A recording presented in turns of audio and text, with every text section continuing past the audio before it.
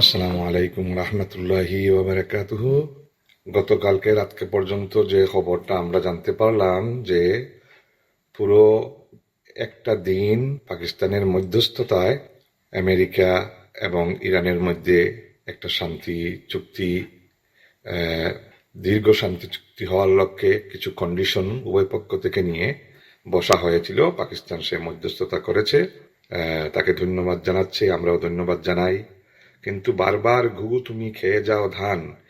আমাদের আরব ভাইয়েরা, আরব বিশ্বের রাজনীতিবিদেরা, আরব বিশ্বের রাজা, প্রজা, উজির, নাজির, এই যে যারা আছেন আমাদেরকে জিসিসি কান্ট্রি, এদের ভূমিকা এই ইরান ইসরায়েল যুদ্ধের এবং আমেরিকা যুদ্ধের আগে যত ধরনের যত যুদ্ধ হয়েছে, দৃষ্টিভঙ্গি ছিল তাদের প্রতি একরকম।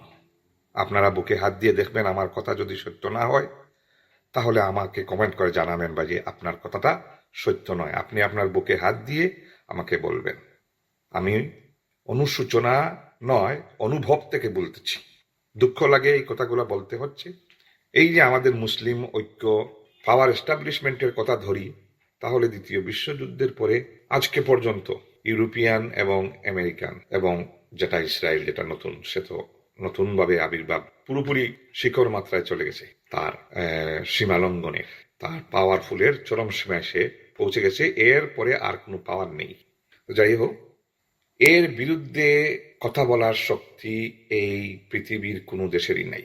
আর সবাই তো দেখতেছেন আমেরিকার প্রেসিডেন্ট, বর্তমান প্রেসিডেন্ট ট্রাম্প, তার কথাবার্তায় সে বিশ্বের যত ধরনের যত লিডার আছে, সে কি ওদেরকে কোনো লিডার ভাবে, প্রেসিডেন্ট ভাবে?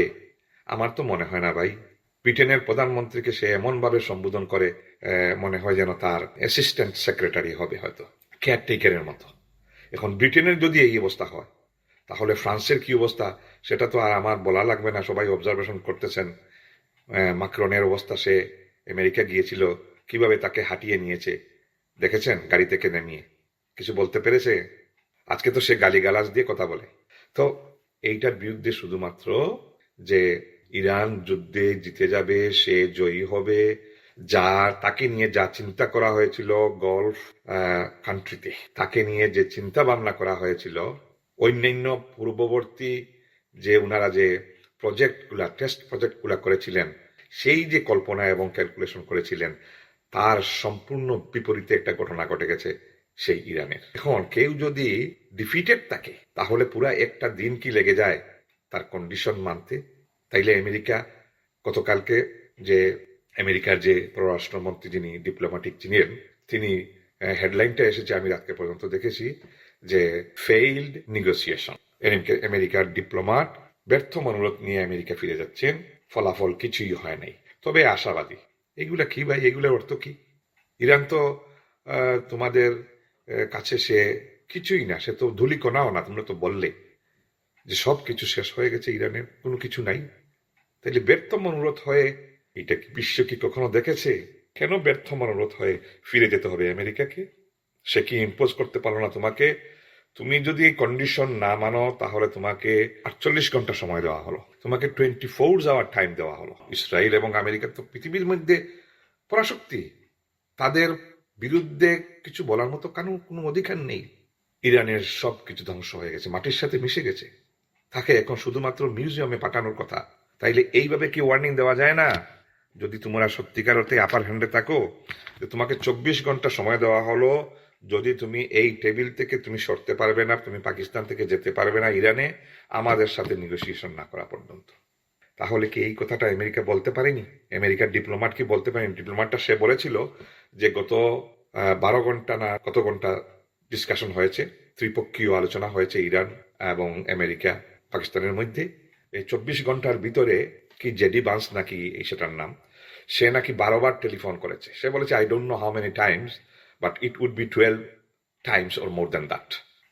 প্রেসিডেন্ট ডোনাল্ড ট্রাম্পের সাথে সে টেলিফোন করেছে পাকিস্তান থেকে 12বার উইদিন দিস ডিসকাশন। তাহলে কেন 12বার টেলিফোন করবে? কিন্তু হয় নাই। তাহলে কি দেখা গেল? ইরান তো বলেই দিয়েছে যে ওদের সাথে আমাদের ট্রাস্টের কিছু ইস্যু রয়েছে, ওদেরকে আমরা আর ট্রাস্ট করি না। সন্ধি চলাকালীন সময়ে আমাদেরকে 2বার অ্যাটাক করে দিয়েছে। তো আমি যে কথা প্রথমে বলতেছিলাম, সৌদি এবং গলফ কান্ট্রিগুলা যেগুলাকে আমরা সুন্নিদের ঠিকাদার বলা হয়, তাদের ব্যাপারে আমাদের সাধারণ সুন্নি মুসলমানদের ধারণা চেঞ্জ হয়ে গেছে। ওদের কোনো ফতোয়া, কোনো কিছুতেই আমরা আর কথা শুনবো না। শিয়া কাফির হয়ে গেছে, শিয়া কোনো মানুষের কোনো জাত নেই, শিয়াদের কাছে কোনো কুরআন নেই, কোনো হাদিস নেই। একটা দিন মক্কা পড়েছে কুনতুনাজেলা গাজাবাসীদের উপরে, হ্যাঁ ইরান শিয়া আমাদেরকে অ্যাটাক করে ফেলছে, সকল সুন্নিদের এখন ফরজে আইন জিহাদ করার জন্য। ইরানের বিরুদ্ধে জিহাদে লেগে যাও, যেভাবে আফগানিস্তান জিহাদ করিয়েছিল। আমাদের কথা হচ্ছে ঐক্য ফিরিয়ে আনতে গেলে প্ল্যাটফর্ম একটা, মান রাব্বুকা মান দিনুকা ওয়া মান রসুলুকা। বাকি সব যার যার শেলফের মধ্যে রাখো, কোনো অসুবিধা নেই। মুসলমানদের ঐক্যে ফাটল ধরানো আমরা সেটা বরদাস্ত করব না, করতে চাই না।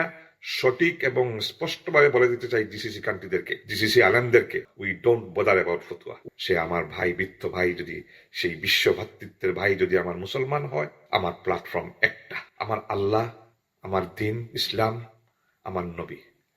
আজকে 12টা দিন আমি সেই ধরে, আজকে তো 15 দিন হয়ে যাবে, কোনো মুসল্লি নট অ্যালাউড টু রিড নামাজ। ইসলামের ঠিকাদার কোথায় তোদের ফতোয়া? মসজিদুল আকসায় দৌড় বন্ধ করে স্যাটেলাইটসদের দিয়ে নাচ গান উৎসব বাজানো হয়েছে। তোরা কি সেটা জানোস না? আমি কিছুই বলতে চাই না, আমার কাছে কোনো ফতোয়াবাজি নেই। আছে শুধু নবী সাল্লাল্লাহু আলাইহি ওয়াসাল্লাম বলেছেন, মুনাফিক ছিল আব্দুল্লাহ ইবনে উবাই। মুসলমানদের নমাজের মসজিদে নববীর প্রথম কাতার থেকে তাকে সরানো যেত না, সে নমাজের আগে পূর্বে এসে বসে যেত প্রথম সফে। আব্দুল্লাহ ইবনে উবাই ইসলামের ইতিহাসে সবচেয়ে বড় মুনাফিক। এটার ইতিহাস আপনারা কাটবেন। নবী সাল্লাল্লাহু আলাইহি ওয়াসাল্লামের চাদরকে এসে রীতিমতো চার্জ করেছে আব্দুল্লাহ ইবনে উবাই, যে আমার মৃত্যু হলে আপনার চাদর আমাকে দিতে হবে। তো সে জানে যে এই চাদরের বরকতে হয়তো সে পার পেয়ে যাবে, আমার নামাজের জানাজা তুমি করাতে হবে। ওসিয়ত নিয়ে গেছে।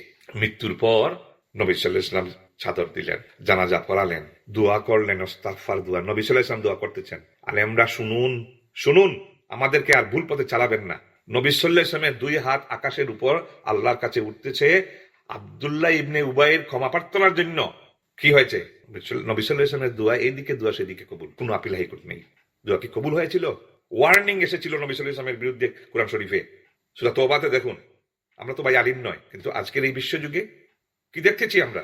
আমরা অসহিষ্ণু হয়ে গেছি আমাদের আলিমদের প্রতি, আমাদের ঠিকাদারদের প্রতি, তথাকথিত উলামা। আমাদের মৃত্যু, আমাদের জীবনের কোনো দাম নেই। গাজার মুসলিমদেরকে, ইরানের মুসলিমদেরকে কোনো মানুষ বলেই স্বীকৃতি দিতে চায় না। এই যে 2টা সীমা লঙ্ঘনকারী ইসরায়েল এবং আমেরিকা, তার সাথে সাথে আমাদের আরব বিশ্ববাসী সুন্নি মুসলমান। তাহলে তাহলে এই যে ধারণা, সেটা আল্লাহর নিয়ম। আল্লাহ বলছেন কোরআন শরীফে, আল্লাহ বলছেন ওয়ালান তাজিদা লিসুন্নাতিল্লাহি তাবদীলা। তাই যে আল্লাহর নেচার হলো, আল্লাহর নীতি হলো, আল্লাহর সুন্নত হলো, উনার নিয়মের কোনো পরিবর্তন হয় না। নবী সাল্লাল্লাহু আলাইহি ওয়াসাল্লামের সময় আল্লাহ নবীকে বলেছেন, হে নবী তুমি চিন্তা করো না, মুনাফিকদের মুখোশ আমি খুলে দেব পরীক্ষার মাধ্যমে। আজকে আমাদের মধ্যে যে পরীক্ষা এখন চলতেছে বর্তমানে, সেই পরীক্ষার মাধ্যমে আরব বিশ্বের যে মুনাফিকি, আমি দুঃখ হয়ে বলতে আরব বিশ্বের জনসাধারণ পর্যন্ত যে মুনাফিকি গুলা করে, সেটা সূর্যের আলো মতো প্রকাশিত হয়ে গেল। কিন্তু ইরান, সে তার স্বার্থ রক্ষার্থে সে বলেছে আমি কাউকে, তারা আমার ভাই। এই যে গলফ কান্ট্রি গুলা, আমি কাদের আক্রমণ করতে চাই? আমি তাদেরকে আক্রমণ করতেছি না। তাদের ওখান থেকে তাদের বেস ব্যবহার করে আমার বিরুদ্ধে যারা আক্রমণ করতেছে, তাদেরকে আমি আক্রমণ করছি এবং তাদেরকে অনুরোধ করছি যে তোমরা দেখো, যাদেরকে তোমরা আজকে তোমাদের এই মাটি দিয়েছিলে গাঁটি বানাবার জন্য, তোমাদেরকে রক্ষা করার কথা, তারা তোমাদেরকে রক্ষা না করে, পরোয়া না করে, তারা ইসরায়েলকে বরঞ্চ পরোয়া করতেছে। হ্যাঁ, কিন্তু তোমাদেরকে ছেড়ে দিয়েছে। এরপরেও কি মুনাফিকির বাকি থাকে? এরপরই ইরানের শিয়ারা কি করবে? ইরান কি করবে? এখনো পর্যন্ত তারা কোন ধরনের কোনো কন্ডেম, প্রতিবাদ আমেরিকাকে করতেছে না। করতেছে কাকে? ইরানকে। হ্যাঁ, আমরা আর বরদাস্ত করব না, আমরা অনেক দেখেছি, আমরাও এটার প্রতিবাদ করব, আমরাও ক্ষেপণাস্ত্র নিক্ষেপ করব ইরানকে। এগুলো ঘিরে ভাই কতদিন চলবে আর এগুলা? তো যাই হোক, ইরান সে তার ক্যালকুলেশন করে বলছে আমি তো চলে যাব, আমার সাথে তো কেউ নেই, আমি তো শিয়া, সুন্নিও আসবে না, কয়দিন পর ফতোয়া দিয়ে দিবে আমার বিরুদ্ধে। বাংলাদেশ, পাকিস্তান, কাশ্মীর, আফগানিস্তান, বিশ্বের সব দেশ থেকে মানুষরা মাথায় পাগড়ি বেঁধে আসবে, হাতে অস্ত্র নিয়ে, আমরা জান্নাতে যেতে চাই, আমরা শিয়ার বিরুদ্ধে যুদ্ধ করব সৌদি আরবের পক্ষ নিয়ে। কারণ সৌদি আরব কিসের জন্য? সৌদি আরব মক্কা এবং মদিনা। মসজিদুল আকসা এটা কোনো মূল্য নাই। মক্কার জন্য আমরা মরে যাব। কারণ মক্কা চলে গেলে তো আমরা উমরা করতে পারবো না, বিজনেস করতে পারবো না। নফল উমরা করব, সেখানে 10 দিনের এতেকাফ করব। সোজা কথায় বুঝে নিন, পাগলামি ছাড়ুন। মুনাফিকের মুখোশ প্রকাশ পেয়ে গেছে। এই সবগুলা মুনাফিকেরা মুসলমান নয়। যদি মুসলমান থেকেও থাকে আল্লাহ জানেন ভালো, কিন্তু আপনার মৃত্যুর পর আমরা বাহ্যিক জিনিস দিয়ে আমরা বিচার করব। সে যদি মুনাফিকি কাজ করে তাকে আমরা মুনাফিক বলবো, তার সাথে আমার কোনো লেনদেন হবে না। এইগুলা হচ্ছে অন্তরের জ্বালা থেকে বের হচ্ছে কথাগুলা, যে বারবার গুগু তুমি খেয়ে যাও দান, এইবার আর দান খেয়ে যেতে পারবে না, নো ফতুয়া। এখন গাজার মুসলমান, সেই গাজা, সেই ফিলিস্তিন শহর, সেই শাম, আর্দুল মাহশার ওয়াল মানসার, হাসর এবং নসরের জায়গায় সেই হচ্ছে শাম, সেই ফিলিস্তিন ভূমি, সেই লেবানন ভূমি। হিজ্জত চলতে থাকবে এই সেই শাম ভূমিতে, কিয়ামতের আগ পর্যন্ত চলতে থাকবে। এই কথাই বলতে চাই যে ধন্যবাদ ইরানকে, তুমি বাঁচো, তোমাকে আল্লাহ বাঁচাক। আমাদের সুন্নিদের দোয়া তোমাদের জন্য প্রাণ খুলে বা রইল। তুমি যা দেখিয়েছো, তোমার মাধ্যমে আল্লাহ পৃথিবীর মধ্যে একটা টেস্ট নিচ্ছে। তোমাকে ধন্যবাদ। তোমাকে আল্লাহ হায়াতে দরাজ দান করুন এবং তোমাকে এই যে কঠিন সময় উত্তরণের সুযোগ দিন। যদি তুমি আল্লাহর হুকুমে আজকে তুমি তো একটা দেখিয়ে দিয়েছো, এই যে ফলাফলটা, এই ফলাফলটা কিন্তু সাংঘাতিক বড় এফেক্ট হবে। এই যে ব্যর্থ ডিসকাশন, ব্যর্থ মনোরোধ নিয়ে, সেই কোরআন শরীফের সেই আয়াতকে তুমি বাস্তবায়ন করেছো তোমার মধ্যে। রব্বানা আফরিগ আলাইনা সাবরা ওয়া সাব্বিত আকদামানা ওয়ানসুরনা আলাল কাউমিল কাফিরিন। হে আল্লাহ, আমার পা দুটোকে তুমি শক্ত করে দাও, কাফিরদের বিরুদ্ধে, মুশরিকদের বিরুদ্ধে কোনো কনসেশন নেই। আর তোমরা এগিয়ে যাও, তোমাদের জন্য অনেক দোয়া রইল। ইনশাআল্লাহ আমরা বিশ্বে কষ্ট করব জ্বালানি সংকট নিয়ে। ঠিক আছে, অসুবিধা নাই ভাই, তোমরাও মরবে, আমরাও মরব, মৃত্যুকে আলিঙ্গন করে নিব। মৃত্যু পরে দেখা হবে তোমাদের সাথে। আমার গাজার মুসলমান, গাজার শিশু, ইরানের মুসলমান, ইরানের শিশু, শিয়া সুন্নি নির্বিশেষে নিঃশেষ হয়ে যাচ্ছে। আর ফতুয়ার বুক নিয়ে আমি তালাশ করছি বিবি তালাকের ফতুয়া। জাযাকাল্লাহু খায়রান ওয়া আহসানুল জাযা। আসসালামু আলাইকুম ওয়া রাহমাতুল্লাহ।